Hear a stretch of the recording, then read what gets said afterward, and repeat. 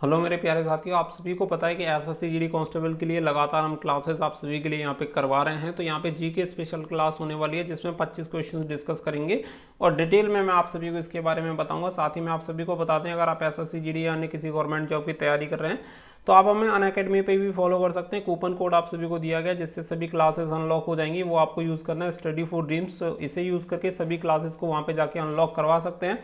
तो वीडियो के डिस्क्रिप्शन में लिंक दिया गया, वहाँ से जाके सभी क्लासेस को अनलॉक करवा लीजिए। कल 10 बजे वहाँ पे हमारी क्लास करवाई जाएगी, तो फटाफट से जाएं और इस चीज़ का ज़्यादा से ज़्यादा बेनिफिट उठाएं। तो चलिए क्लास की तरफ मूव करते हैं। तो फटाफट से सभी लोग वीडियो को शेयर और लाइक कर दीजिएगा ताकि सभी लोग क्लास को देखें और ज़्यादा से ज़्यादा लोगों को बेनिफिट मिल पाए। चलिए तो फटाफट से क्लास की तरफ चलते हैं। बहुत ही अच्छे, सभी लोग एक बार शेयर कर दीजिए ताकि सभी लोग लाइव आ जाएं और क्लास को सभी लोग देख लें। तो फटाफट से सभी लोग शेयर कर दीजिए। जो भी अपने साथ जुड़ चुके हैं उन सभी लोगों का स्वागत है भाई, बहुत ही बढ़िया, सभी लोग शेयर कर दीजिए। चलिए, कुछ लोग ऐसे होते हैं जो कि बिल्कुल टाइम से ही लाइव आ जाते हैं, लेकिन कुछ लोगों को टाइम का पता नहीं होता है या जो भी है। तो सभी लोग लाइव आ जाइए फटाफट से। चलिए बहुत बढ़िया, तो क्लास को स्टार्ट कर लेते हैं बिना टाइम वेस्ट किए। जो लाइव आ गए बहुत अच्छी बात है, बाकी के नहीं आए तो वो भी सभी लोग आ जाएंगे। तो फर्स्ट क्वेश्चन आपको स्क्रीन पे दिख ही रहा होगा, सभी लोग फटाफट से आंसर देना स्टार्ट करेंगे और सभी लास्ट तक आपको आंसर देना है और फाइनली आपको बताना है कि कितना स्कोर आपने टोटल ओवरऑल किया। चलो तो फटाफट से यहाँ पे पहला क्वेश्चन देखेंगे कि भारत का कौन सा भारतीय राज्य ट्रांसजेंडर व्यक्तियों के लिए नौकरी आरक्षित करने वाला पहला राज्य बन गया। तो आप सभी को पता है ट्रांसजेंडर के लिए कोई भी वैकेंसी रिजर्व नहीं हुआ करती थी, लेकिन अभी एक भारतीय स्टेट में ऐसा प्रोसीजर कर दिया गया है जिसमें वैकेंसी रिजर्व की गई है। तो ऐसा पहला राज्य कौन सा है उसका नाम यहाँ पे आप सभी को बताना। ऑप्शंस आप सभी को दिए गए हैं, सभी लोग फटाफट से बताएंगे। देखते हैं आप में से सही उत्तर कौन देगा। फटाफट सभी लोग बताइए। सभी लोगों को कमेंट सेक्शन में आंसर देते हुए चलना है ताकि आप सभी लोगों को अपना स्कोर पता चलता रहे और आप कितना बढ़िया कर रहे हैं ये भी आप सभी को पता रहे। चलिए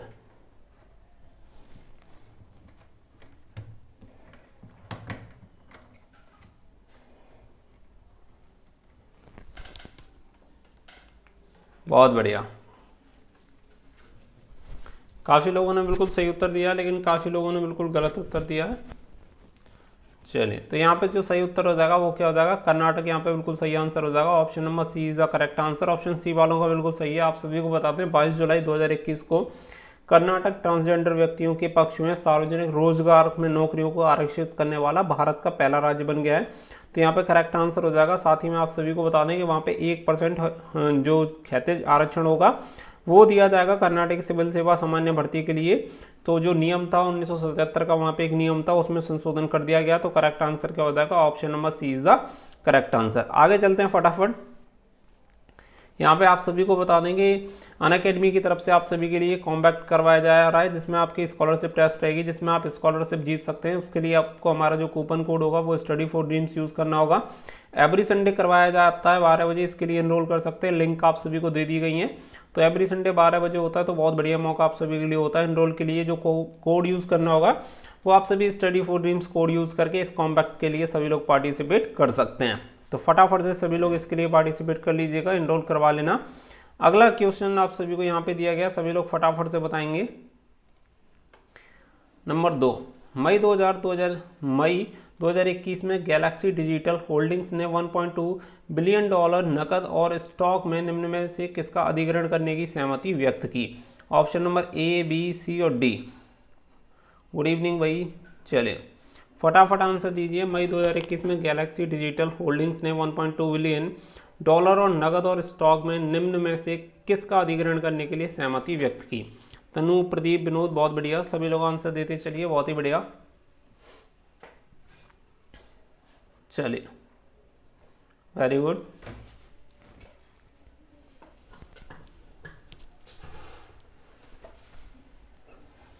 बहुत अच्छे। तो यहाँ पे सही आंसर क्या हो जाएगा, BitGo is the correct answer. Option number ए यहाँ पे सही आंसर हो जाएगा। जिसने ऑप्शन नंबर ए आंसर बताया था बिल्कुल सही उत्तर हो जाएगा बिटगो। तो गैलेक्सी डिजिटल होल्डिंग्स ने $1.2 बिलियन और नकद स्टॉक में बिटगो को खरीदने के लिए सहमति व्यक्त की है। तो यहाँ पे करेक्ट आंसर हो जाएगा option number A is the correct answer. अगला आप सभी को दिया गया है नंबर 3, भारत में शहरी नियोजन क्षमता में सुधार रिपोर्ट में निम्नलिखित में से किसके द्वारा जारी किया जाता है? तो फटाफट से सभी लोग बताएंगे कि किसके द्वारा जारी किया जाता है। सुशील, दिनेश, स्वागत है सभी लोगों का। फटाफट बताइए कि भारत में शहरी नियोजन क्षमता में सुधार रिपोर्ट में निम्नलिखित में से किसके द्वारा जारी की जाती है?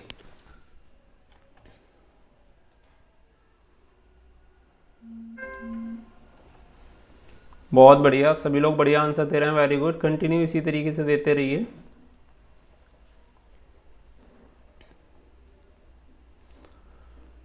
देखो, देश की बात की जा रही है, क्योंकि भारत की बात की जा रही है तो संयुक्त राष्ट्र विकास कार्यक्रम या एशिया बैंक का कोई लेना देना, अपना राष्ट्रीय मामला है तो राष्ट्रीय ही लेवल पे किया जाएगा। अब दो चीज़ रह गई आपकी, राष्ट्रीय आवास बैंक और नीति आयोग। देखो, तुक्केबाजी मत करो, आप सभी को पता है नेगेटिव मार्किंग रहेगी तो तुक्के से आपका सिर्फ नुकसान होगा। तो यहाँ पे जो करेक्ट आंसर हो जाएगा वो हो जाएगा option number D, NITI Aayog is the correct answer. तो नीति आयोग यहाँ पे बिल्कुल सही उत्तर हो जाएगा।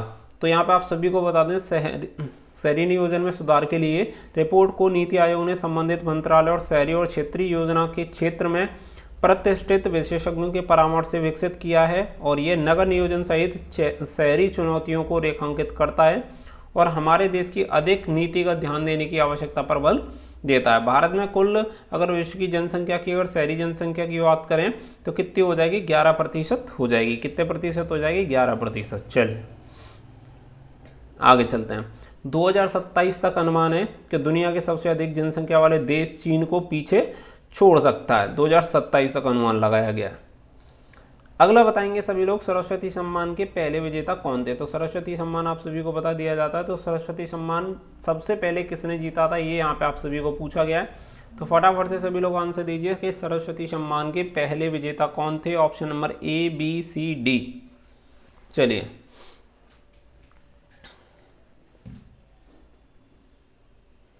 चलिए, बहुत बढ़िया।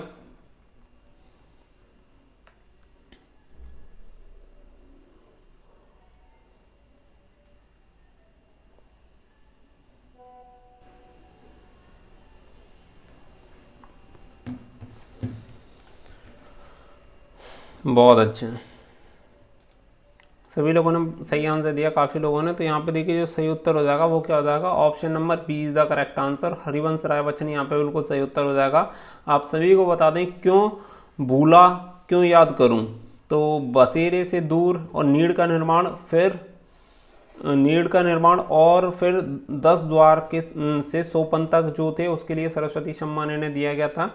वहीं पे आप सभी को बता दें कि सरस्वती सम्मान की जो स्थापना की गई थी वो कब की गई थी? 1991 में के बिरला द्वारा इस सम्मान की स्थापना की गई थी। तो यहाँ पे जो करेक्ट आंसर हो जाएगा वो हो जाएगा option number B, Harivansh Rai Bachchan is the correct answer. चलिए आगे चलते हैं।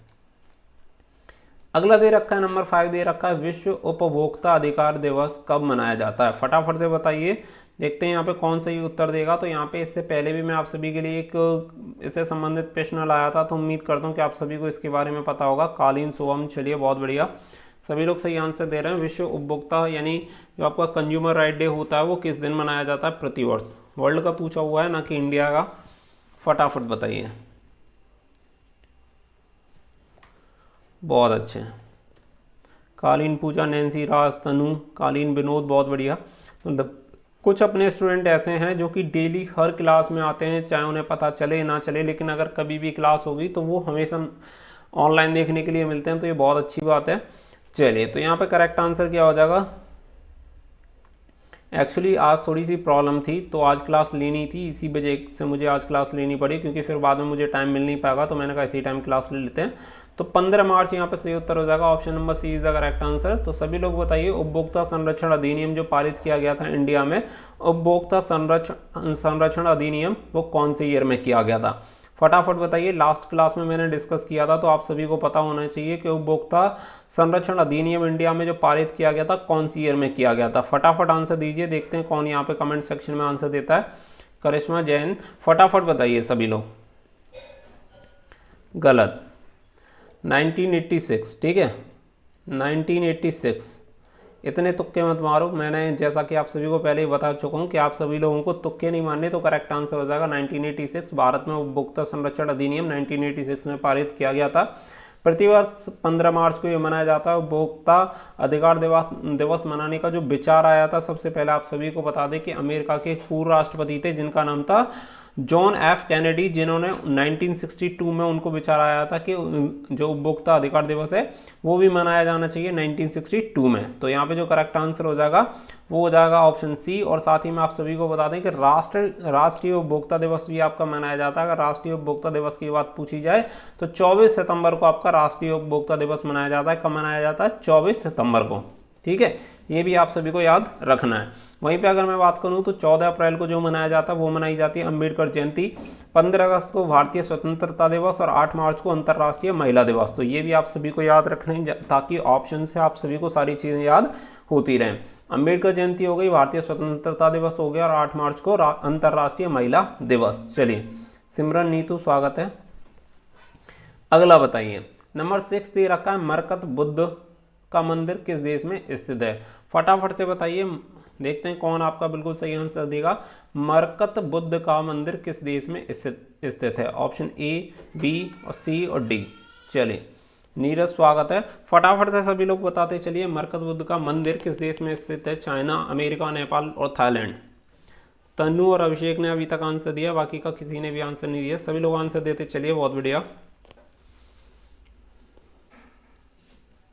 मरकत बुद्ध का मंदिर किस देश में स्थित है? ऑप्शन ए, बी, सी और डी।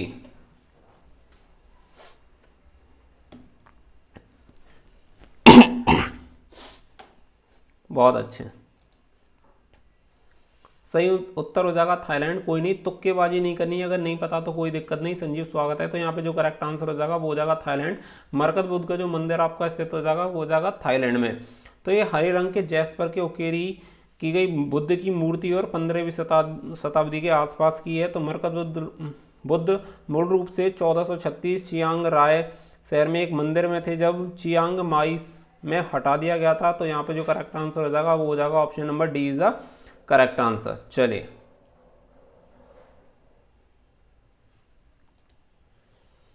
अगला दिया गया, भवानी देवी किस खेल से संबंधित है? तो आप सभी को पता है ओलंपिक गेम्स हुए थे, तो उसमें आप सभी को उससे संबंधित है कि जो आपकी भवानी देवी हैं वो कौन सी गेम से संबंधित हैं। तो फटाफट से सभी लोग बताएंगे, देखते हैं कि यहाँ पे कौन आप सभी में से बिल्कुल सही आंसर देगा।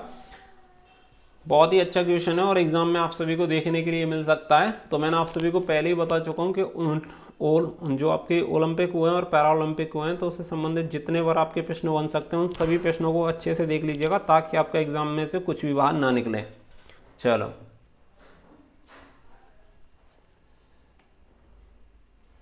भवानी देवी किस खेल से संबंधित है? Option A, option B, option C और ऑप्शन डी। बहुत बढ़िया, काफ़ी लोगों ने बिल्कुल सही आंसर दिया। तो यहाँ पे जो करेक्ट आंसर हो जाएगा वो हो जाएगा fencing. Option number B is the correct answer. तो भवानी देवी आपकी फेंसिंग से संबंधित है। आप सभी को पता है कि ओलंपिक में इन्होंने लगभग पक्का स्थान कर लिया था अपना मेडल जीतने के लिए, लेकिन जीत नहीं पाई। तो यहाँ पे जो करेक्ट आंसर हो जाएगा वो हो जाएगा option number B is the correct answer. तो आप सभी को बता दें टोक्यो ओलंपिक के बारे में, तो 2020 टोक्यो ओलंपिक में 23 जुलाई से 8 अगस्त तक आयोजित किया गया था।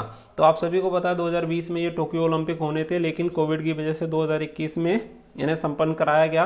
तो अंतर्राष्ट्रीय ओलंपिक समिति ने कोविड-19 की वजह से खेलों को आगे बढ़ा दिया था। वहीं पे आप सभी को बता दें कि जापान में दूसरी बार गेम्स करवाए गए थे। इससे पहले 1964 में भी जापान में गेम्स करवाए जा चुके हैं ओलंपिक गेम्स। तो दूसरी बार जो हुए हैं वो अभी आपके 2020 के और इससे पहले 1964 के हुए थे। मीराबाई चानू ने पहला मेडल जीता था। हाँ जी, तो करेक्ट आंसर आप सभी को पता चली गया। अब आगे चल लेते हैं। देखिए दूसरी एक और चीज़ आप सभी को बता देता हूँ, वो है आपकी IOC, ठीक है, अंतर्राष्ट्रीय ओलंपिक समिति यानी इंटरनेशनल ओलंपिक कमेटी के बारे में आप सभी को बता दें कि यहाँ पे लाभ रहित स्वतंत्र अंतर्राष्ट्रीय संगठन है। और ये कब बनाया गया था? 23 जून 1984 को इस संगठन को बनाया गया था, 23 जून 1984 को। तो अप्रैल 1896 में आयोजित आधुनिक युग का पहला ओलंपिक एथेंस में खेला गया था। ये भी आप सभी को याद रखना है। और जो अभी इसके अध्यक्ष हो जाएंगे वो कौन से हो जाएंगे? Thomas Bach is the correct answer. ये भी आपको याद रखना है, थॉमस बाक इसके अभी अध्यक्ष हैं। बहुत अच्छे, हाँ जी बिल्कुल, कतर। चलिए आगे चलते हैं। आगे आप सभी को दिया गया नंबर 8 दिया गया है, यहूदियों का पूजा स्थल क्या होता है? फटाफट से सभी लोग बताएंगे। Option number A, B, C, D. तो जैसा कि आप सभी को पता है, चलिए पहले आंसर दीजिए फिर मैं आप सभी को बताता हूँ। यहूदियों का जो पूजा स्थल होता है उसे क्या कहा जाता है? सबसे ज़्यादा जो आंसर दिया वो दिया है गिरजाघर। देखो, गिरजाघर तो आप सभी को पता है, जो क्रिश्चियन होते हैं, क्रिश्चियनों की होता है गिरजाघर। जो क्रिश्चियन होते हैं वो पूजा करते हैं गिरजाघर में, तो गिरजाघर तो बिल्कुल होना ही नहीं चाहिए था, फिर भी आप लोगों ने गिरजाघर इसका आंसर दे दिया। चलो कोई नहीं, देते रहिए आंसर जो भी है, तो गलत मत दो, ज़्यादातर मैं आपसे बोल रहा हूँ। चलो मैं बता देता हूँ, जो गिरजाघर होता है, गिरजाघर आपका क्रिश्चियन का होता है, आप सभी को पता है, चर्च का। वहीं पे अगर मैं बोलूँ आराधनालय जो आपका होता है वो किसका होता है? वही आपका यहूदियों का होता है। तो यहाँ पे ऑप्शन नंबर बी आपका बिल्कुल सही उत्तर हो जाएगा। अब कैफ़े का आप सभी को पता ही है कि बैठने की जो जगह होती है, तो वो आपका कैफ़े कहलाता है। तो कैफ़े तो अलग ही चीज़ हो गया, जबकि दोनों चीज़ों के बारे में मैंने आप सभी को बता दिया। और लास्ट वाला इनमें से कोई नहीं आप सभी को दे रखा है। जैसे कि हिंदुओं के लिए मंदिर पूजा का स्थान होता है, मुस्लिमों के लिए मस्जिद होता है, क्रिश्चियनों के लिए गिरजाघर होता है, उसी तरीके से यहूदियों का जो पूजा का स्थल होता है वो क्या होता है? आराधनालय होता है। चलो अगला दिया गया नंबर 9, निम्नलिखित में से कौन सा त्यौहार भोपाल में मनाया जाता है? तो फटाफट से सभी लोग बताएंगे, देखते हैं कि कौन बिल्कुल आप में से सही आंसर देगा। ऑप्शन नंबर ए, बी, सी और डी। ऐसा नहीं है कि सभी के आंसर आप हवाबाजी में दें, थोड़ा सा दिमाग लगा के भी अगर आंसर देंगे तो आराम से सही उत्तर आ जाएगा। ऐसा होता क्या, देखो जीके में हमें टिक करने की आदत जो होती है वो बहुत बुरी होती है। पहले आपको पूरे प्रश्न को पढ़ना है, वो क्या पूछ रहा है, फिर उसके सभी ऑप्शंस को आपको एक बार देखना है। सभी ऑप्शंस को देखने के बाद अगर आप उत्तर देंगे तो आप मान के चलिए 75% आपके चांसेस हो जाएंगे कि आप उसका सही उत्तर देंगे। अगर आपको याद भी नहीं होगा तब भी आप 75% उसका सही उत्तर देंगे, अदरवाइज आप उसे स्किप कर सकते हैं, आपको कंफर्म हो जाएगा। लेकिन अगर आपने 1 से 2 सेकंड 3 सेकंड दी और देखा आधा अधूरा और आंसर दे दिया तो उसमें गलत होने की पॉसिबिलिटी ज़्यादा हो जाती है। तो इसीलिए आप सभी को ये सारी चीज़ें देख के आंसर देना है। इलेक्ट्रिक अरविंद स्वागत है। ऑप्शन नंबर ए यहाँ पे बिल्कुल सही आंसर हो जाएगा, लोक रंग। Option number A is the correct answer. Anshul स्वागत है। तो भोपाल में मनाए और आयोजित किए जाने वाले प्रसिद्ध त्योहारों में से एक 5 दिवसीय लोक रंग महोत्सव है, जो कि भोपाल में मनाया जाता है। तो 5 दिवसीय लोकप्रिय त्योहार लोक रंग आपका जो होता है प्रत्येक वर्ष 26 जनवरी से ये शुरुआत होता है और 5 दिन तक मनाया जाता है। तो करेक्ट आंसर आप सभी का क्लियर हो गया। वहीं पे आप सभी को बता दें, मध्य प्रदेश आदिवासी लोक कला और अकादमी द्वारा ये आयोजित किया जाता है। आगे चलते हैं। देखिए, भागोरिया हाट महोत्सव की अगर मैं बात करूं तो भागोरिया हाट महोत्सव जो आपका मनाया जाता है वो आपका मनाया जाता है झाबुआ और पश्चिम मेवाड़ के द्वारा मनाया जाता है। राष्ट्रीय रामलीला मेला की अगर मैं बात करूं तो ये आपका ग्वालियर में मनाया जाता है। और अखिल भारतीय कालिदास समारोह जो होता है वो आपका मनाया जाता है उज्जैन में। तो इन सभी का आप सभी को याद रखना है, अगर याद रख पाए तो। आगे चलते हैं। 10वां दे रखा है, हर्षवर्धन ने किसकी अध्यक्षता में बौद्धों की एक समिति की सभा बुलाई थी? तो फटाफट से सभी लोग बताएंगे। ऑप्शन नंबर ए, बी, सी और डी। हेनसांग, बाणभट्ट या फहान या उपरोक्त में से कोई नहीं। हर्षवर्धन ने किसकी अध्यक्षता में बौद्धों की एक सभा बुलाई थी? Option number A, B, C, D.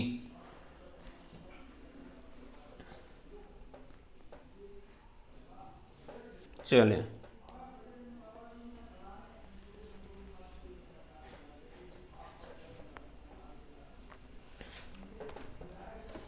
बहुत बढ़िया। तनु, तनुष्का, प्रदीप, अभिषेक।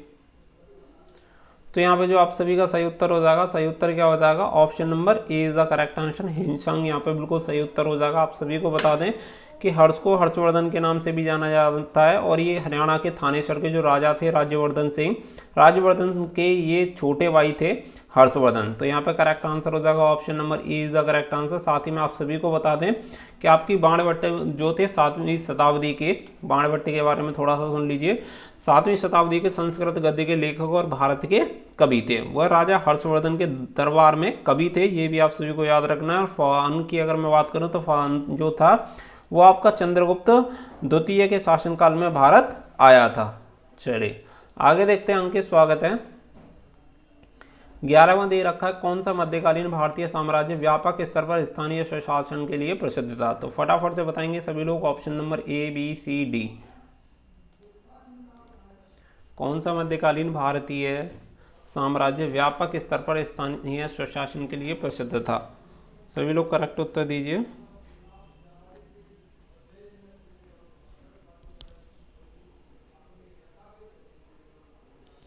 बहुत बढ़िया, सभी लोग आंसर देते, चलिए कंटिन्यू।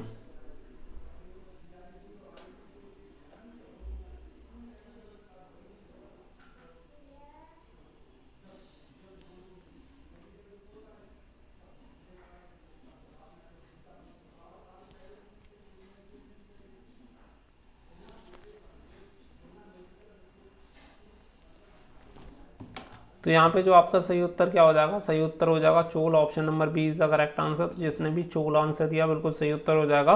तो चोल वंश व्यापक रूप से स्थानीय स्वशासन के लिए जाना जाता है। राजा राज्य का सर्वोच्च अधिकारी होता था और राज्य में मामलों की राजा की मदद करने के लिए मंत्री परिषद होती थी। तो चोल राज्य को कोई मंडलम या प्रांतों में विभाजित किया जाता था, जिसमें प्रांतीय गवर्नर हुआ करते थे। तो सेम आज जैसी वहाँ पर सिस्टम एक तरह से देख सकते हैं आप, प्रत्येक मंडलम को उपमंडल या कोट्टम में विभाजित किया जाता था। तो जैसा कि हम देख सकते हैं कि चोल वंश अत्यधिक विकेंद्रीयकृत संरचना का अभ्यास करता था और स्थानीय शासन स्पष्ट है। तो यहाँ पे सही उत्तर हो जाएगा option number B is the correct answer. अगला आप सभी को दिया गया नंबर 12 दिया गया, भारतीय क्रांति की जननी किसे कहा जाता है। तो फटाफट से बताइए, बहुत बार रिपीटेड क्वेश्चन है तो आप सभी को इसके बारे में पता होना चाहिए। कम से कम एसएससी में भी 20 बार ये पूछा गया है। भारतीय क्रांति की जननी किसे कहा जाता है। Kasturba Gandhi, Annie Besant, madam Cama और सरोजिनी नायडू। चलिए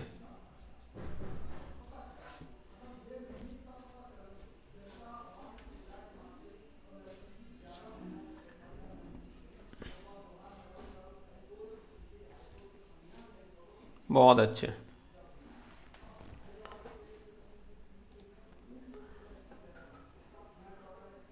टोटल 25।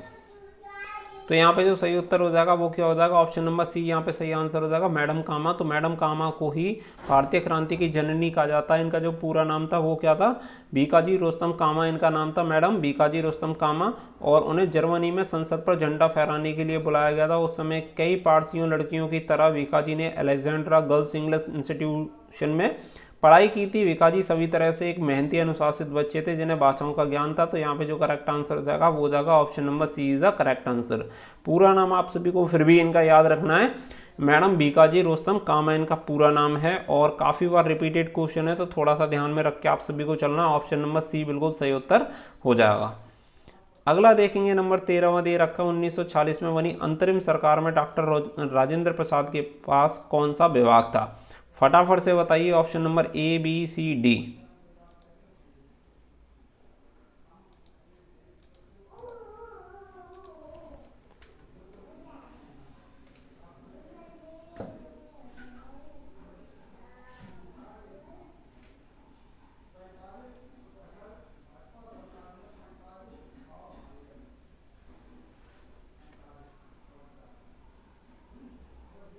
बहुत बढ़िया, सभी लोग सही आंसर दीजिए।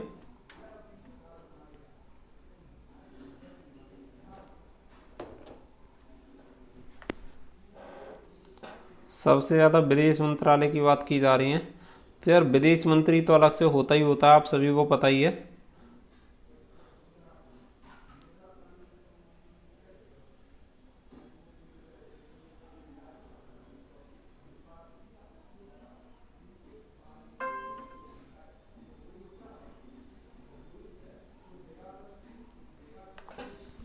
तो यहाँ पे जो सही उत्तर क्या हो जाएगा, सही उत्तर आप सभी का हो जाएगा, देखिए गलत हो रहे हैं तो थोड़ा सा ध्यान से पढ़िए तभी जाके आप सभी का चलेगा। तो यहाँ पे जो सही आंसर हो जाएगा option number C is the correct answer, खाद्य और कृषि आप सभी का बिल्कुल सही हो जाएगा। जिसने भी ऑप्शन नंबर सी आंसर दिया बिल्कुल सही है। आप सभी को बता दें कि अंतरिम सरकार को अंतरिम अस्थायी सरकार के रूप में भी जाना जाता है। इसका गठन जो किया गया था नई सरकारें चुने जाने तक देश के अंतरिम और बाहरी मामलों की देखभाल के लिए किया जाता है। यानी इसका मतलब ये था, आप सभी को पता है डॉक्टर राजेंद्र प्रसाद कॉन्स्टिट्यूशन बनने के बाद भारत के प्रथम राष्ट्रपति बने थे, लेकिन उससे पहले एक सरकार बना ली गई थी जिसमें पूरे मामले दे दिए गए थे।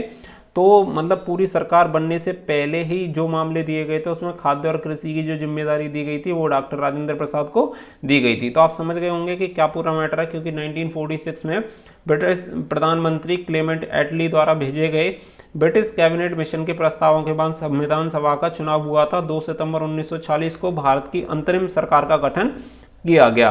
यानी कॉन्स्टिट्यूशन बनने से पहले जो सरकार थी उस सरकार में जो डॉक्टर राजेंद्र प्रसाद को विभाग दिया गया था वो दिया गया था खाद्य और कृषि। तो ये यहाँ पे बिल्कुल क्लियर हो गया होगा कि अंतरिम सरकार का मतलब क्या है। ठीक है, कॉन्स्टिट्यूशन बनने से पहले 1946 के बाद जो भी आपका गवर्नमेंट रही थी जिन्होंने पूरे देश को चलाया था वो आपकी अंतरिम सरकार कहलाएगी। तो 26 सितंबर 1946 को नेहरू ने देश के सभी साथ राजनीतिक संबंधों में शामिल होने की सरकार की योजना की। तो यहाँ पे सारी चीज़ें एकदम क्लियर हो गई। जैसे कि आप सभी अभी बता रहे थे विदेश मामले और राष्ट्रमंडल संबंध की अगर मैं बात करूँ तो ये जवाहरलाल नेहरू के पास था। वहीं पे गृह मंत्रालय की बात करें तो गृह मंत्रालय आपका सरदार वल्लभ भाई पटेल के पास था। और रक्षा की बात करें तो रक्षा मंत्री की बात करें तो सरदार बलदेव सिंह जो थे उनके पास आपका रक्षा वाला था। चलिए आगे चलते हैं। उद्योग और आपूर्ति था जॉन मथई के पास और श्रम विभाग भी आपका डॉक्टर जॉन मथई के पास था। अगला दिया गया आप सभी को 14वां दिया गया है, वे चट्टान जिनमें जीवाश्म होते हैं क्या कहलाती है। फटाफट से बताइए कि क्या कहलाती है। Option number A B C D. सभी लोग बढ़िया आंसर दे रहे हैं। वे चट्टानें जिनमें जीवाश्म होते हैं क्या कहलाती है। Option number A, option B, option C और ऑप्शन डी। रिपीटेड क्वेश्चन है, आप सभी को पहले भी बता चुका हूं।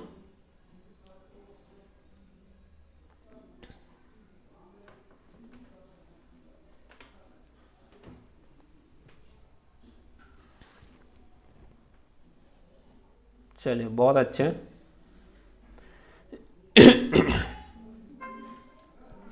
तो देखिए यहाँ पे जो आपका सभी का सही आंसर हो जाएगा वो क्या हो जाएगा। Option number D is the correct answer. तो यहाँ पे तलछटी चट्टान है, बिल्कुल सही आंसर हो जाएगा ऑप्शन नंबर डी। अब देखिए इसके उदाहरण मैं आप सभी को बता देता हूँ क्योंकि एग्जाम में आप सभी को इनके उदाहरण आप सभी को पूछ लिया जाता है तो वो आप सभी को यहाँ पे क्लियर हो जाना चाहिए। एक मिनट दीजिए सर। चले तो उदाहरण मैं आप सभी को बता देता हूँ। जैसे कि आपका आग्नेय चट्टान हो गया। आग्नेय चट्टानों का जो उदाहरण होता है वो होता है ग्रेनाइट, बेसाल्ट जो होते हैं वो आपकी आग्नेय चट्टानों में आती है। तलछटी की बात करें तो तलछटी में आपका आएगा बलुआ पत्थर, चूना पत्थर, सैल आदि, ये सभी इसमें आता है। कायांतरित जो चट्टानें होंगी, कायांतरित चट्टानों में आपके आता है मार्बल, सिस्ट आदि जो आपका होता है वो आपका आता है कायांतरित चट्टानों में। ठीक है, चलिए आगे आप सभी से पूछा गया नंबर 15 पे देखेंगे, भारत की पहली यूरेनियम खदान किस राज्य में पाई गई थी। तो फटाफट से सभी लोग सही बताइए, देखते हैं कौन बिल्कुल सही आंसर देगा। ऑप्शन नंबर ए, बी, सी और डी। भारत की पहली यूरेनियम खदान किस राज्य में पाई गई थी। उत्तर प्रदेश, उड़ीसा, झारखंड या मध्य प्रदेश। विनोद, बादशाह, सचिन, रंजीत, प्रदीप, बहुत अच्छे सभी लोग आंसर देते चलिए, वेरी गुड, कंटिन्यू। चलिए पोल की टाइमिंग से कोई ज़्यादा फर्क नहीं पड़ता, सभी लोग आंसर देते रहे, बस ये ज़्यादा मैटर करता है। तो आप सभी लोग आंसर देते रहिए कंटिन्यू इसी तरीके से।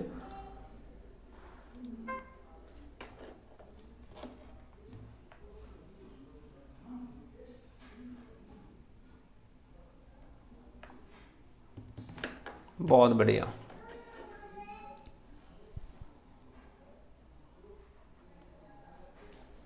देखो चीज़ें पूरी डिस्कस हो जाती हैं, सबसे मेन चीज़ ये मैटर करती है और इसीलिए मैंने थोड़ा सा टाइम उसका उसी हिसाब से रखा हुआ है, तो उसकी भी फिक्र मत करो।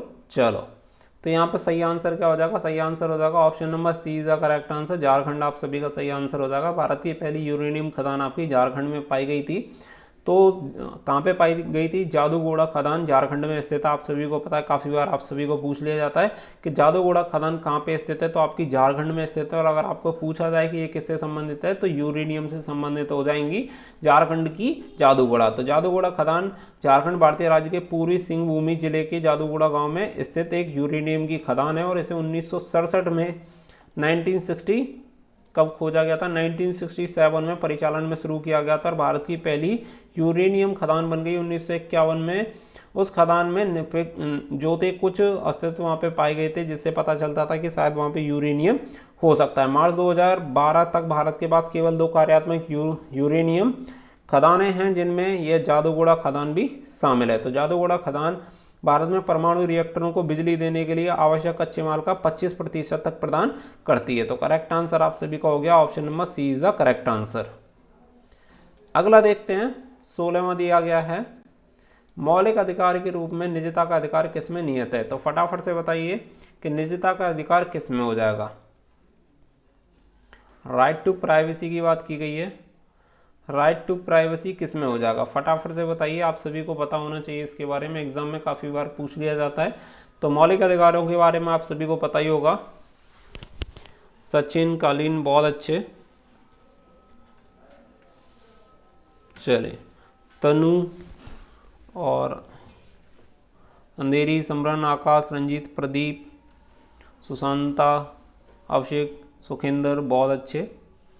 चले, तो यहाँ पे जो सही आंसर हो जाएगा वो हो जाएगा जीवन और व्यक्तिगत स्वतंत्रता का अधिकार। आप सभी को बता दें कि राइट टू प्राइवेसी आपका आता है, यानी निजता का जो अधिकार आता है वो कौन से आर्टिकल में आता है, फटाफट से बताइए। वो आपका आता है आर्टिकल 21 में आपका निजता का अधिकार आता है। तो यहाँ पे जो करेक्ट आंसर हो जाएगा वो हो जाएगा ऑप्शन नंबर बी। साथ ही में आप सभी को अगर बता दें, हाँ जी, अमेरिका से लिया गया आपका 12 से 35 आपके राइट टू फंडामेंटल राइट्स की बात की गई है, 12 से 35, और ये भारतीय संविधान के पार्ट 3 में आप सभी को दिया गया है। साथ ही में टोटल आपके जो अभी फंडामेंटल राइट्स की जो संख्या है वो टोटल कितनी है, 7, इससे टोटल जो संख्या है वो 6 है। इससे पहले जो इसकी संख्या हुआ करती थी वो 7 हुआ करती थी।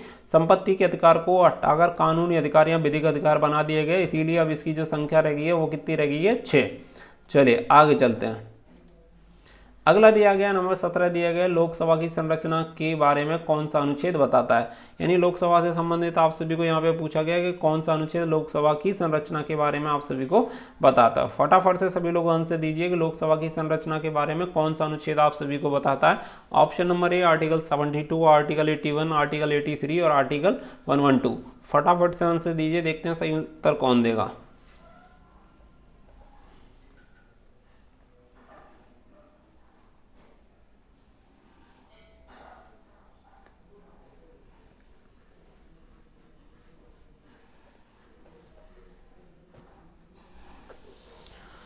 बहुत अच्छे, काफ़ी लोगों ने बढ़िया आंसर दिया। तो यहाँ पे देखिए जो करेक्ट आंसर क्या हो जाएगा, option number B is the correct answer. Article 81 में आप सभी को बताया गया कि जो आपकी लोकसभा की जो क्षमता होगी वो 550 से अधिक नहीं हो सकती, तो उसी में आप सभी को बताया गया है। तो यहाँ पे आप सभी को साथ ही में बता दें कि आर्टिकल 72 किससे संबंधित है। आप सभी को बता दें कि जो राष्ट्रपति की क्षमादान जो शक्तियाँ होती है, जिसमें किसी की, जैसे मान के चलिए किसी को फांसी है, फांसी की सजा को लघुकरण उसका किया जा सकता है या माफ़ किया जा सकता है, उसके लिए जो आर्टिकल 72 यूज होता है उसमें राष्ट्रपति को ये सभी शक्तियां दी गई हैं। वहीं पे अगर बात करें 83, तो 83 का जो संबंध है वो है संसद के सदनों की अवधि। ठीक है, संसद के जो सदन होते हैं, लोकसभा और राज्यसभा, उसके संसद उसकी जो अवधि होती है उसके बारे में बताया गया। वहीं पे 112 की बात करें तो वार्षिकी जो आपका वित्तीय बजट होता है उसके बारे में 112 में बताया गया आर्टिकल 112 में। तो सारी चीज़ें एकदम आप सभी को क्लियर हो जाती हैं। आप में से कोई मुझे बता सकता है कि सुप्रीम कोर्ट की स्थापना के बारे में कौन से आर्टिकल में बताया गया। सभी लोग फटाफट से बताइए कि सुप्रीम कोर्ट की स्थापना के बारे में कौन सा आर्टिकल आप सभी को बताता है। चलिए,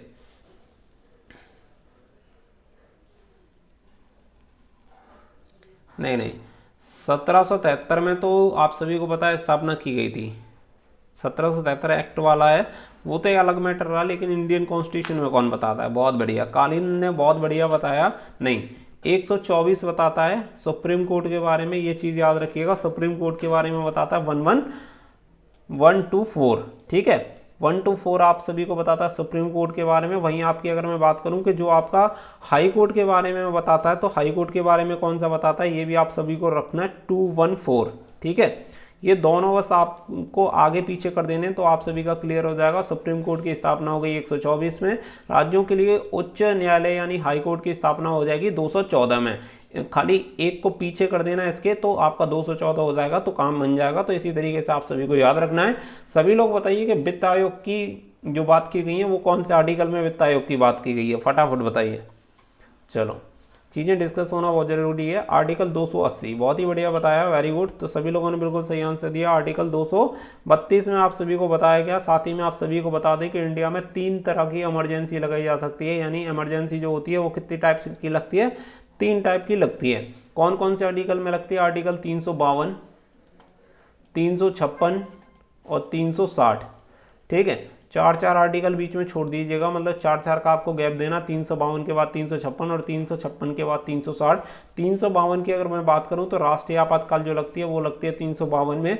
वहीं पे अगर मैं बात करूं 356 की, तो 356 में राज्य में जो आपातकाल घोषित की जाती है यानी राष्ट्रपति शासन जिसे हम कहते हैं वो लगती है 356 में। और वहीं पे अगर मैं बात करूं कि वित्तीय आपातकाल, तो वित्तीय आपातकाल आपका किस में लगता है, वित्तीय आपातकाल लगता है 360 में वित्तीय आपातकाल लगता है। आज तक कभी भी वित्तीय आपातकाल भारत में घोषित नहीं किया गया है। आगे चलते हैं। आगे आप सभी को पूछा गया है 18वें का आंसर देंगे, निम्नलिखित में से कौन बहुदलीय प्रणाली का लाभ है। तो फटाफट से सभी लोग बताइए कि इसमें से बहुदलीय प्रणाली का लाभ इनमें से कौन सा हो जाएगा। प्रॉफिट आप सभी को पूछा गया है, सभी लोग आंसर बताइए।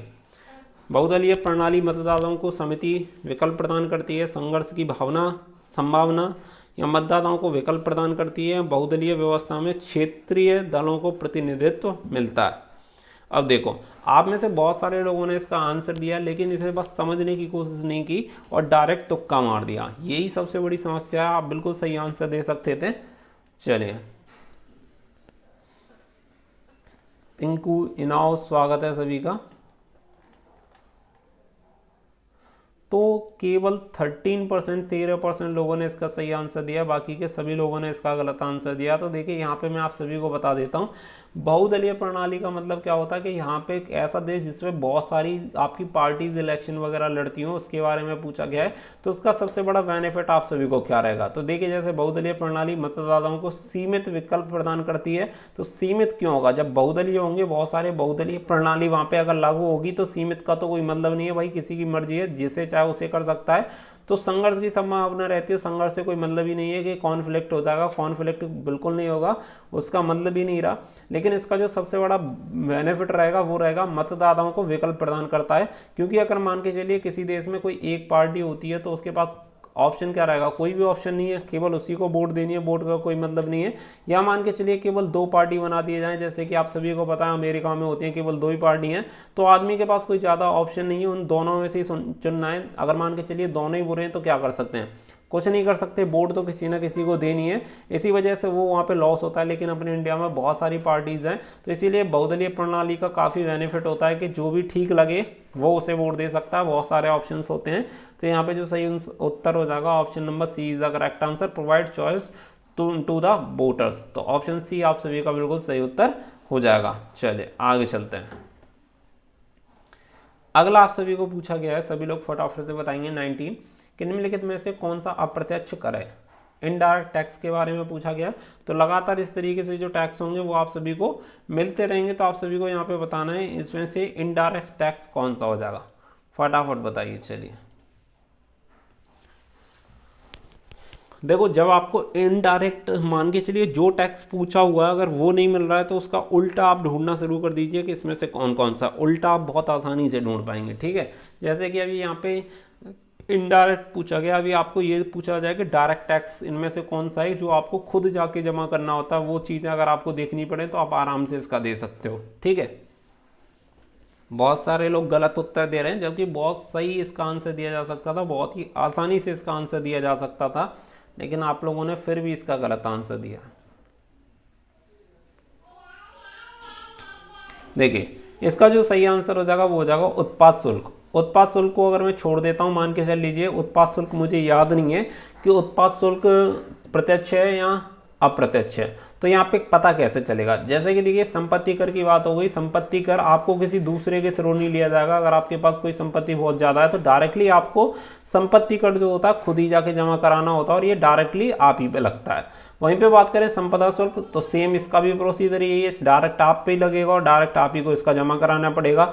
सेम आपका आता है पूंजी लाभ कर, तो कैपिटल गेन्स, जो भी आपकी कैपिटल है उस पर आपको प्रॉफिट, जो भी गेन्स आप प्रॉफिट ले रहे हैं, कैपिटल मान के चलिए आपके पास करोड़ों की पूंजी है, जमीन है, अगर उस पर आपको या आपने मान के चलिए कोई भी आपके पास बहुत बड़ा अमाउंट है जिसे आपने ब्याज पे उठा रखा है, तो उस पर पूंजी पे आप लाभ ले रहे हो, बेनिफिट ले रहे हो, तो वो आपको इनकम टैक्स में आएगा। तो इनकम टैक्स भी आपको डायरेक्टली जमा करना पड़ेगा।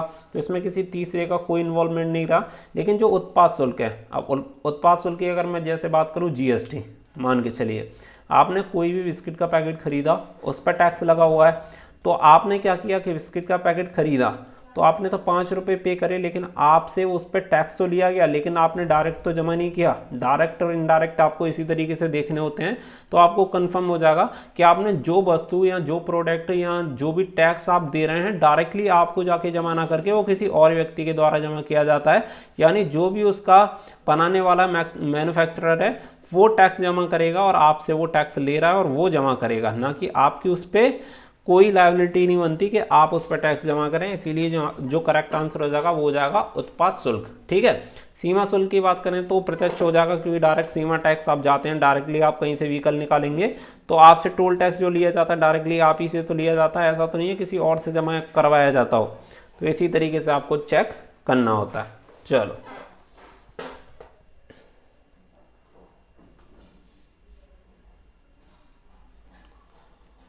अगला देखते हैं।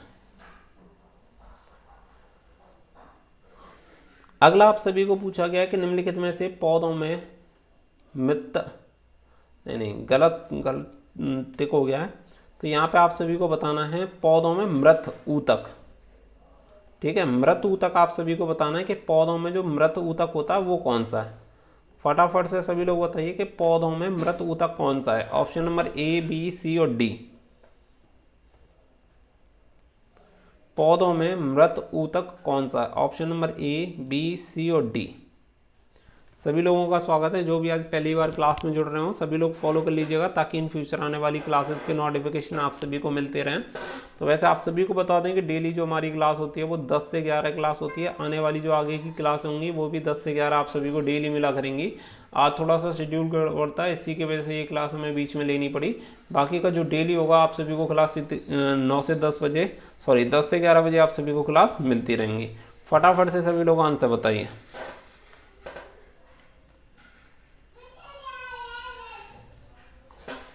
तो देखिए यहाँ पे जो सही उत्तर हो जाएगा वो हो जाएगा दृढ़ ऊतक। Option number D is the correct answer. तो जिसने भी डी आंसर दिया बिल्कुल सही आंसर हो जाएगा। तो यहाँ पे आप सभी को बता दें इसमें मृत कोशिकाएं होती हैं, इसलिए जो इसे कहा जाता है दृढ़ ऊतक को मृत ऊतक कहा जाता है। तो यहाँ पे जो करेक्ट आंसर हो जाएगा वो क्या हो जाएगा? Option number D is the correct answer. अगला देखेंगे। अगला आप सभी को पूछा गया नंबर 21, प्रकाश संश्लेषण की जो प्रकाश संश्लेषण होता है वो सर्वाधिक किस में होता है? तो ये इसके बारे में पहले भी आप सभी को पूछा जा चुका है। तो फटाफट से सभी लोग बताइए। प्रकाश संश्लेषण के बारे में मुझे पूरी उम्मीद है कि आप सभी को पता ही होगा। हाँ जी आकाश, स्टडी फॉर ड्रीम्स मतलब क्या पूछना चाह रहे हैं, क्या कहना चाह रहे हैं वो बताइए। नाम लिखा है आपने स्टडी फॉर ड्रीम्स। चलिए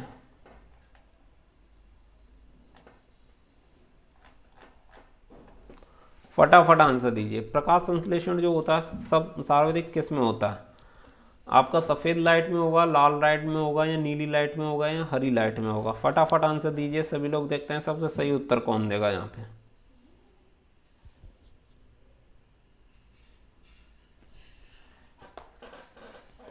चलिए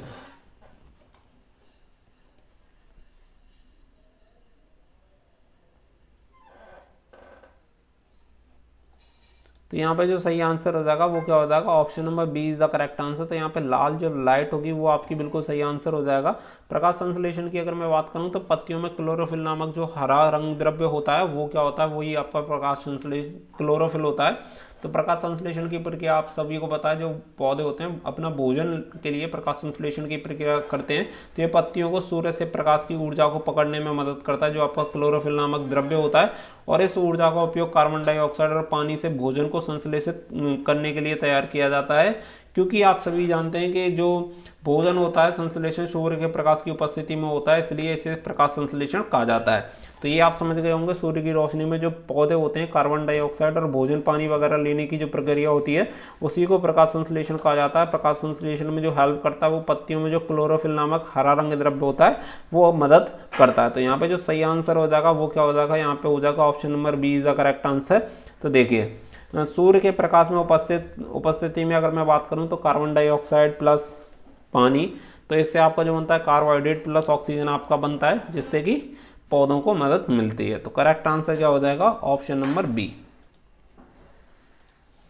अगला दिया गया नंबर 22 दिया गया, सर्किट में बिजली की उपस्थिति का पता लगाने के लिए निम्नलिखित में से कौन से उपकरण का प्रयोग किया जाता है। यानी मान के चलिए उसमें लाइट आ रही है या नहीं आ रही, इसका अगर कंफर्मेशन करना हो तो किसका यूज किया जाएगा, फटाफट बताइए, आंसर दीजिए सभी लोग। देखते हैं सही उत्तर कौन देगा आप में से।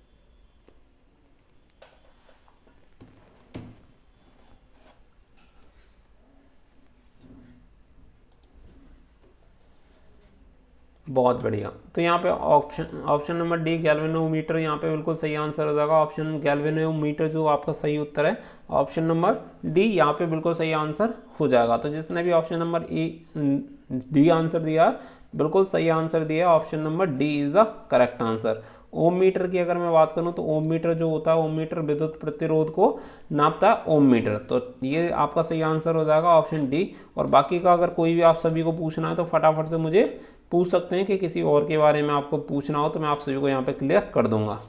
चलिए अगला दिया गया है नंबर 23 दिया गया है, निम्नलिखित में से किसे व्हाइट विट्रोल के नाम से जाना जाता है। फटाफट से बताइए, व्हाइट विट्रोल के नाम से किसे जाना जाता है।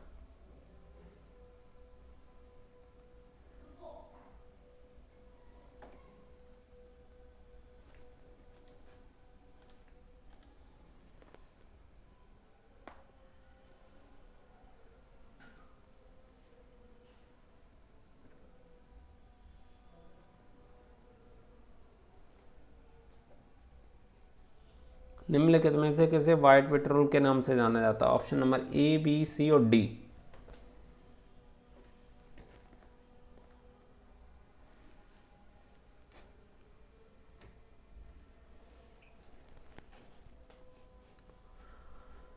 चलिए तो यहाँ पे जो सही आंसर हो जाएगा वो हो जाएगा option number D is the correct answer. बिल्कुल, बहुत बढ़िया। तो यहाँ पे सही आंसर हो जाएगा option number D, zinc sulphate. यहाँ पे सही आंसर हो जाएगा ZnSO4, यहाँ पे सही हो जाएगा। तो यहाँ पे जिसने भी सही आंसर दिया option number D, zinc sulphate जो होता है जिसे सफ़ेद विट्राइल के रासायनिक यौगिक है। और यहीं पे आप सभी को बता दें एक यौगिक और आहार पूरक है जो एक अकार्बनिक है। तो यहाँ पे सही आंसर हो जाएगा option number D, zinc sulphate sulphuric अम्ल के साथ लगभग प्रत्येक जस्ता युक्त पदार्थ जो भी होते हैं उनके साथ एक उपचार बनाता है। और इसकी एक जो सल्फ्यूरिक अम्ल के साथ उसकी धातु की एक अवक्रिया में विशिष्ट अवक्रिया शामिल होती है जो कि आप सभी को मे भी पता होगा। तो यहाँ पे जो सही आंसर हो जाएगा ऑप्शन नंबर डी यहाँ पे सही आंसर हो जाएगा। नीता स्वागत है। अगला आप सभी को बताना है 24वां, इनमें से कौन से बैंक के प्राथमिक कार्यों का उदाहरण है। तो फटाफट से सभी लोग आंसर देंगे। प्राथमिक कार्यों का उदाहरण यहाँ पे आप सभी से पूछा गया है कि यहाँ पे जो प्राथमिक कार्य होते हैं बैंक के वो कौन कौन से होते हैं।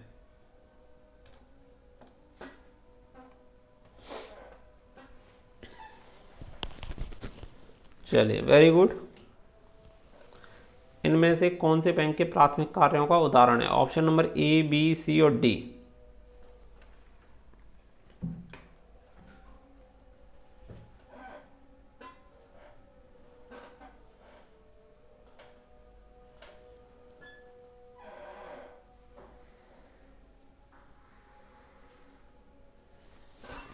चलिए तो देखिए यहाँ पे जो सही आंसर क्या हो जाएगा, सही आंसर हो जाएगा ऑप्शन नंबर डी। तो यहाँ पे ऋण और जमा जो रहेगा वो आपका प्राथमिक हो जाएगा, प्राइमरी जो काम हो जाएगा वो हो जाएगा।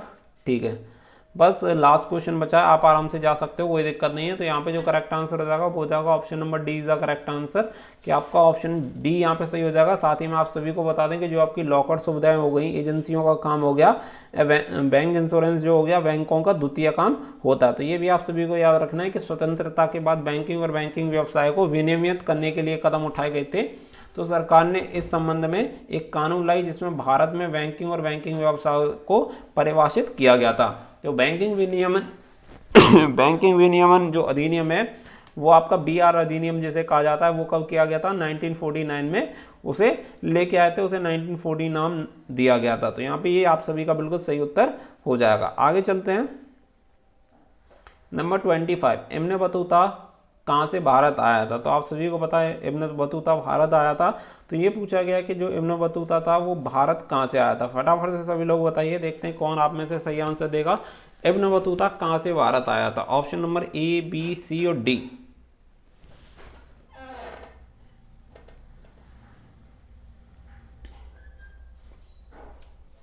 बहुत अच्छे, 50% लोगों ने इसका सही आंसर दिया, जबकि और भी ज़्यादा लोग इसका सही आंसर दे सकते थे, क्योंकि इतना टफ नहीं है ये।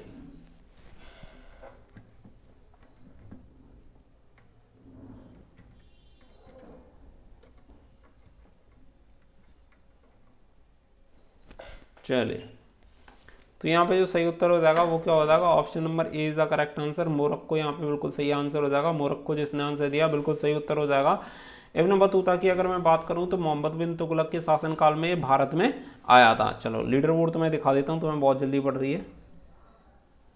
ठीक है, लीडर बोर्ड की स्थिति ये है, देखो विनोद तनु उपाध्याय कालीन 4th नंबर पे।